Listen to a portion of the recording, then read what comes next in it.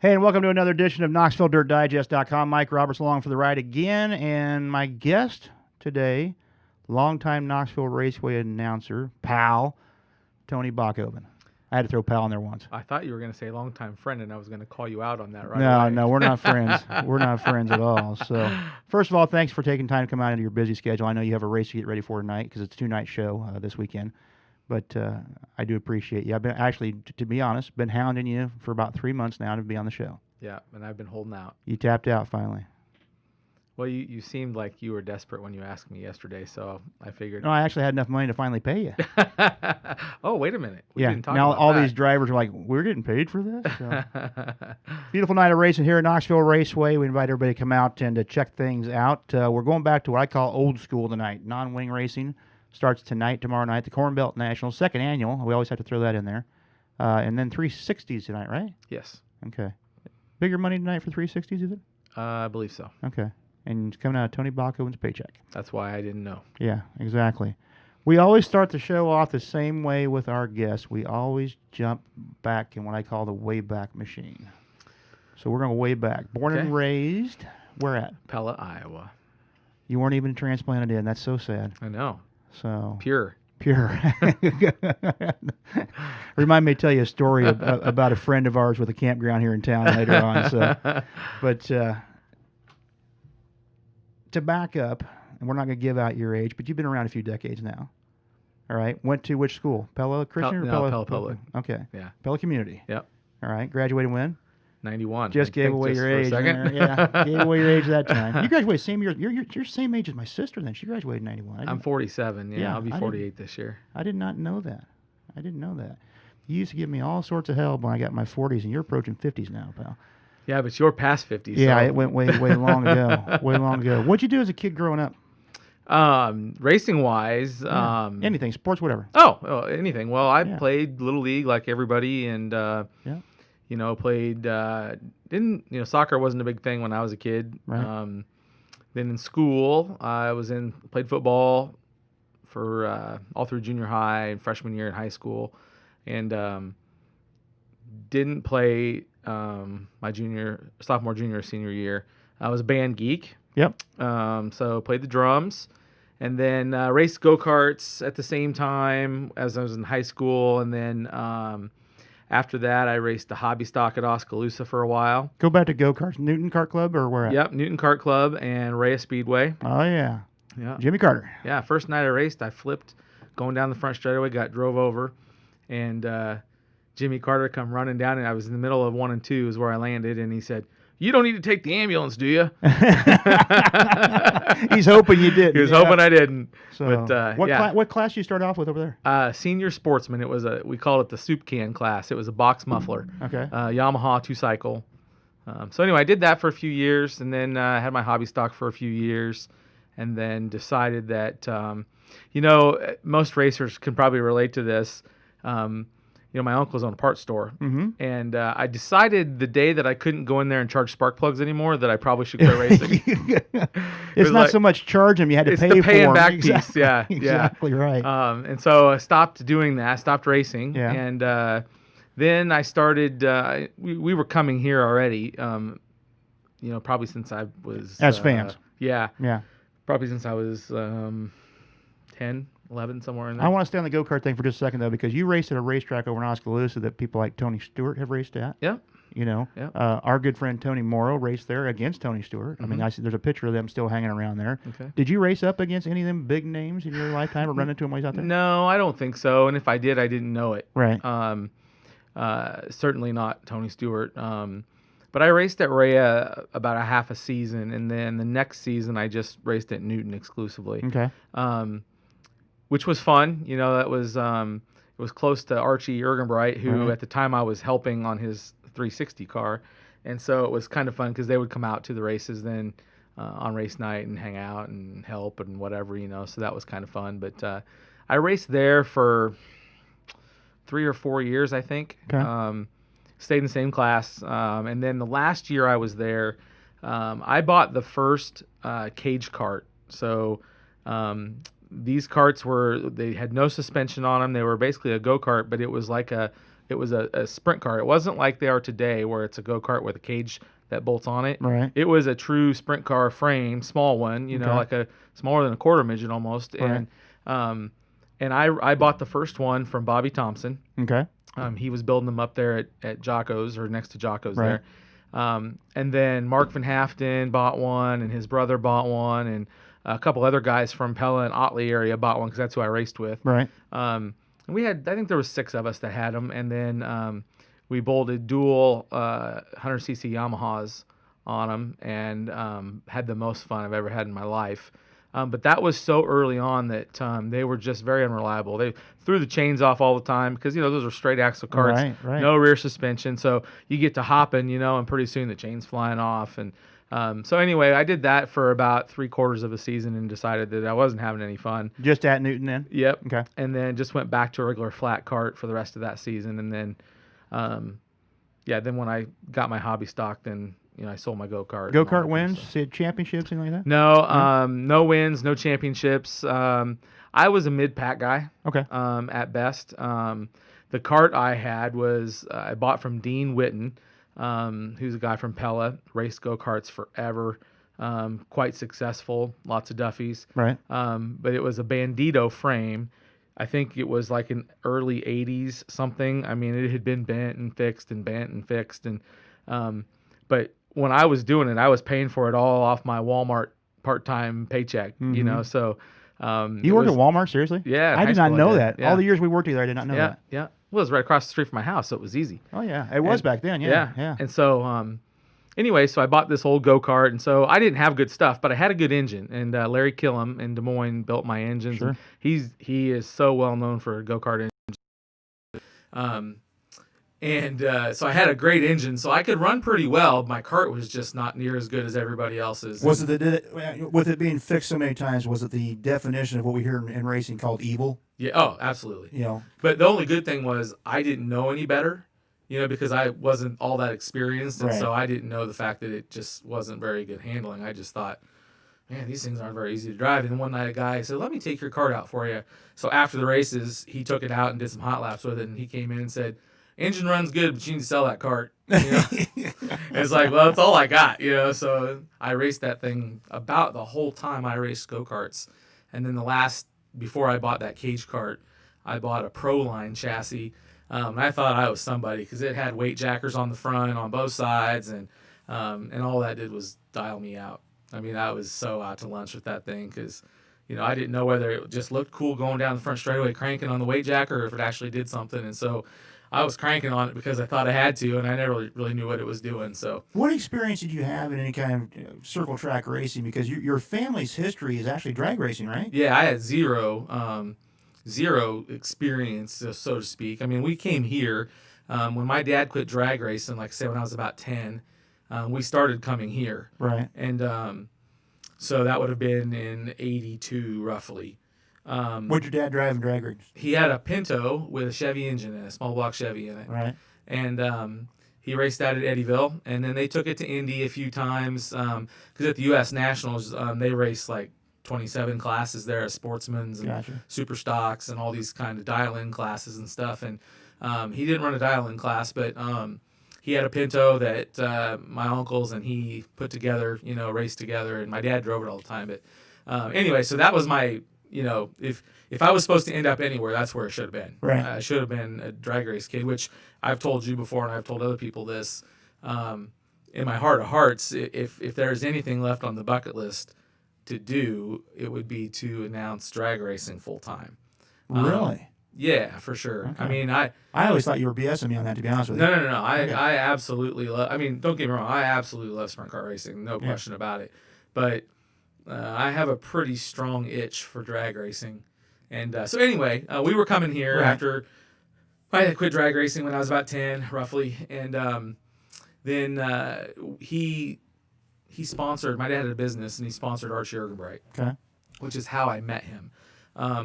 And through his daughters. So we sat in Section F, row 7, every week, seat 1 through 8. There was a group of us. And then the Herway girls and the Ergenbright girls sat in rows like 4 and 5 or 5 and 6 or something like that right in front of us. And so that's how I got to meet them. And, just sat by him every week, and pretty soon we all became friends, and we were hanging out on the weekends, and stuff like that. And so then anyway, Archie asked me one time, he said, "Why don't you just come to the infield and help me?" Because he didn't have a lot of help then. Sure. Mark Clymer and a few guys from Newton were helping him. And what year are we talking about? Ballpark. Probably late 80s. Okay. Late 80s. So did that. Early 90s. I graduated high school in 91, and I might have just quit helping him by then. But okay. Anyway, that lasted me into the 90s. When did you do the stock car thing then? So after the go-kart racing ended, then I raced stock cars when I was still helping Archie up till 95. What class? Hobby stock at Oskaloosa and Eldon, Marshalltown. I raced at Marshalltown one time, got disqualified. You cheated. Well, they called it cheating. So what you could do, I had an 84 Monte Carlo, and if you went to there were all these other, wheel fitters out there you could buy parts from, right? Sure. Like shocks and springs and A-frames and stuff like that. Well, the trick was, back then on Monte Carlos, was to get wide A-frames for the front end. So like off of a 70s something Monte Carlo, the A-frames were wider. Right. So it fit perfectly, and you really couldn't tell it unless you measured it. You couldn't see it. You had to measure it. Right. So anyway, we go to Marshalltown one night, and I go out there in heat race, and I just wax them. Just smoke them. So we're getting ready for the feature, and all of a sudden the tech guy comes over and says, "Hey, I need you to pull the hood off your car." And I said, "No, I already went through tech." He said, "No, I need to look at something." I'm like, "Okay, whatever." Right. So he pulls the hood off, and he says, "You got a hacksaw blade?" And I said, "Yeah." And he said, "Well, the first thing you need to do is cut this front hoop." So at Marshalltown, you weren't allowed to have a front hoop on the front end. You could have roll bars that went down the front horns, but you couldn't have it connect. You couldn't have it connected. Yeah. So I had mine connected, and he said, "Well, you're going to have to cut that on both sides if you want to race tonight." And I'm like, "I'm not cutting that. Right. I've been through tech once." Anyway, right. I had this long argument. I won that one. Okay. He leaves. He comes back, says, "I need you to take the hood off again." And this time he wants to measure. That guy? I don't know who it was. Who's promoting? It wasn't. It was Lottie. Lottie, it sounds like a Lottie deal to me. So comes back and measures my A-frames and says, "Okay, here's the deal. If you place in the top 3 tonight, you're getting disqualified. If you win, we're claiming your car." Well, back then, the only time they ever claimed a car was at the Super Nationals. Right. That was, and then they don't claim the car anymore. They just claim the engine. But anyway, I was like, "Okay, no problem." And I'm thinking, I ain't gonna win this thing anyway. Yeah. So I start, I don't know, 4th, 5th row, somewhere like that, and I go out there and I just drive my way right up to the front. And it's getting to be about 4 or 5 laps to go, and I'm running 2nd or 3rd. And so I'm thinking, well, I'm gonna run 3rd. I'm probably gonna get claimed. If they don't claim me, I'm gonna get claimed. Because that was a big thing back then. If you were new somewhere and you went to a racetrack and did good at all, you immediately got claimed. Yep. Regardless. So just so happened with 2 to go, I spun out in turn 2. Aw. So start on the tail, and I run back. They had a couple cautions. So it was one of those races where the last 5 laps took 20 minutes. Right. And I end up like in 5th again. So we go, and I get back into 3rd. Mm-hmm. So as we're coming off turn 4 for the checker flag, I spun her out coming off turn 4. So anyway, that's my that was the best night of racing I ever had, where I thought I was actually going to win. Yeah. Probably could have and should have, but you didn't want to lose your car. Right. And it sucked because that was the only place that was illegal. Right. Now, the A-frames were illegal everywhere. Right. But I had raced 2 seasons at Oskaloosa, never got caught. Been through tech every week, never got caught.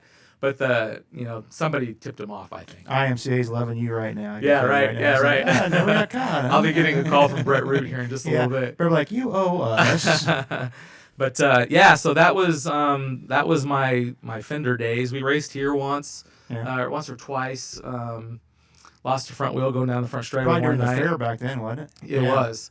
Herway likes to make a big joke about this, and he tells this story on occasion. But going down the front straightaway here, going into the corner, and my left rear wheel passes me going into the corner. It comes off, broke the studs off the axle, and the wheel goes flying by me, and I slide up into the fence. Right. So anyway, it was not very impressive. And the story is the wheel beat you, and so, I can say sounds familiar. I've been there and done that. So yeah, so that was it was a lot of fun. It was one of those things that I shouldn't have been doing it. I didn't have the money to do it. I spent every single dollar I had doing it, and it was fun. I enjoyed the heck out of it, and And then so anyway, in '96 was my first season here announcing. Right. And again, kind of happened on accident, like a lot of things do for me. Because I had known Jack, had met him, through his daughters and stuff like that, got to know him pretty well.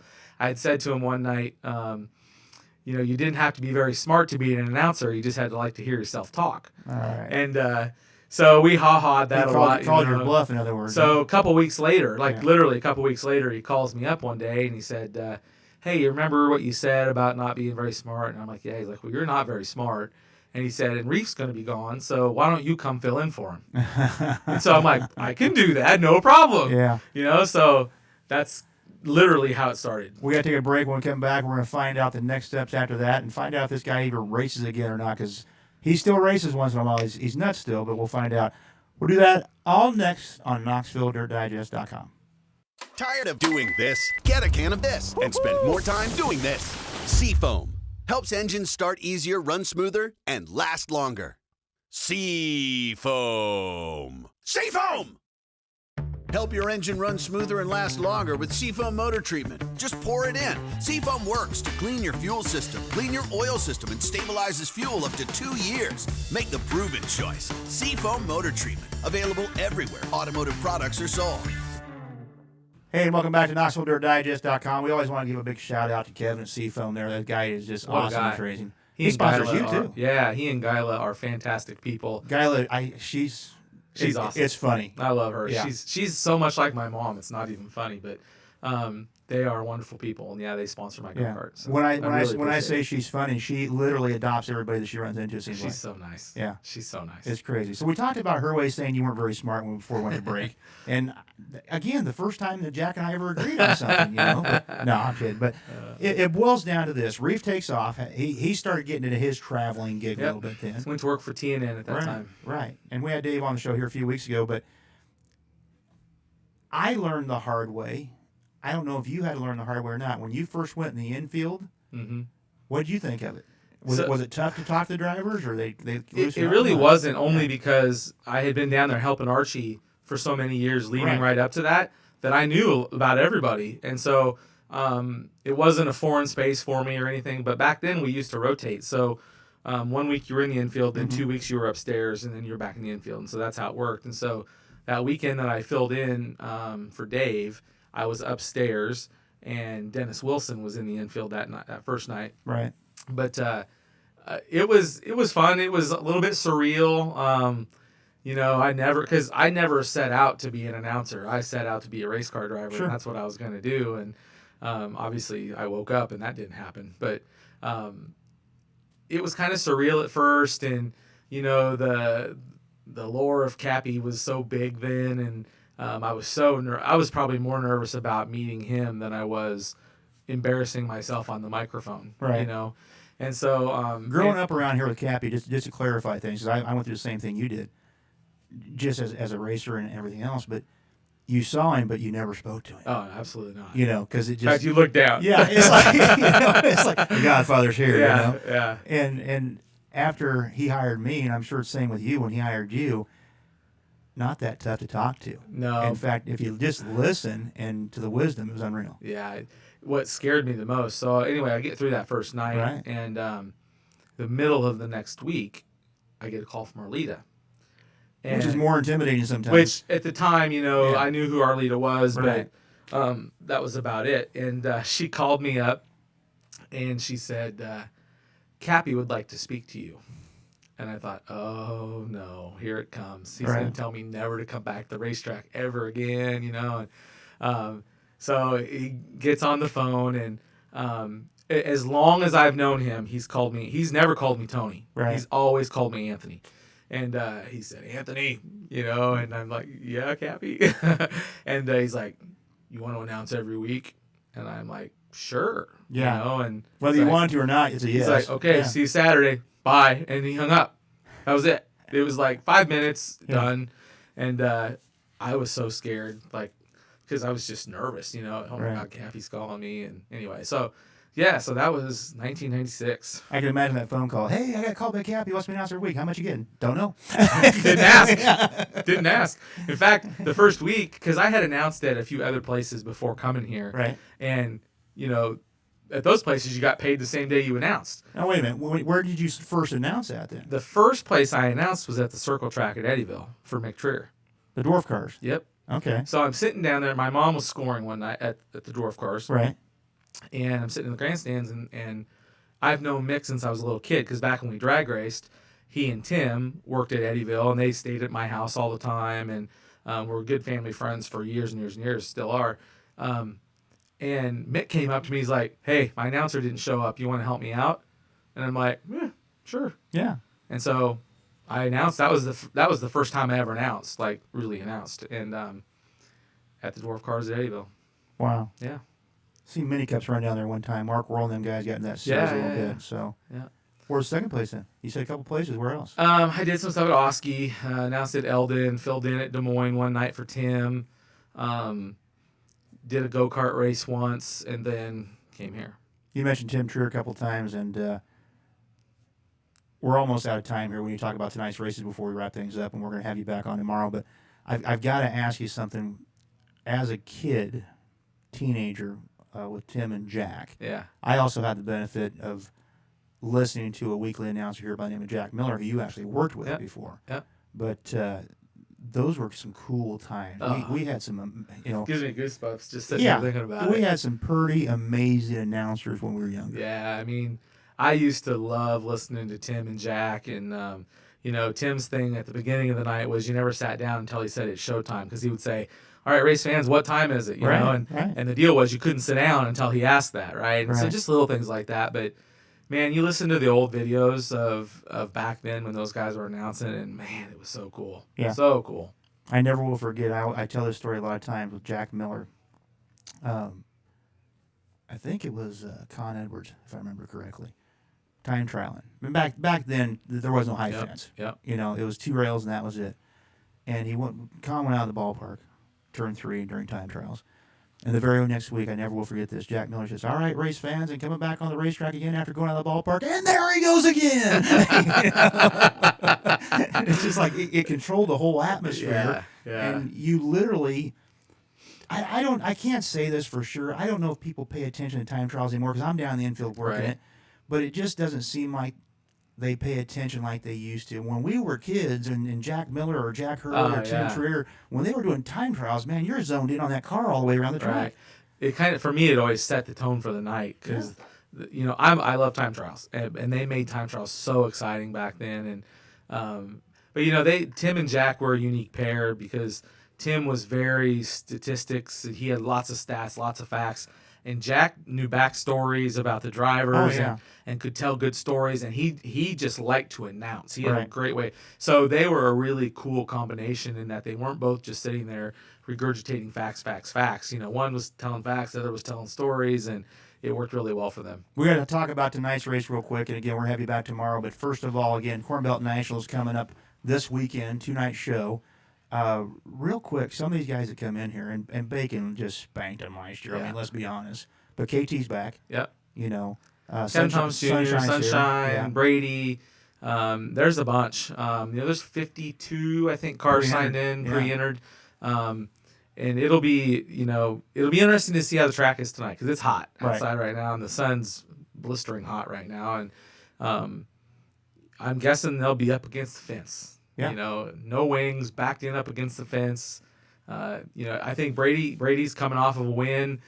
He'll be tough. Again, he's in the 69 car. He'll be really tough. So wouldn't be surprised to see him run up front. And we have the 360s tonight, too. 360s. I know McCarl's going to be coming down with his 360 first time at Knoxville this year. How about Jamie Ball this year? Jamie Ball has found a whole new game. First of all, they went on the ASCS tour for a couple of years. Yep. They learned a lot while they were out there. All right. They actually started backing off on their equipment even. The trailer is back to normal, what I call normal local style. Yep. They got rid of the big rig and everything else. In fact, I think Hoddenshill's guys ended up with the semi.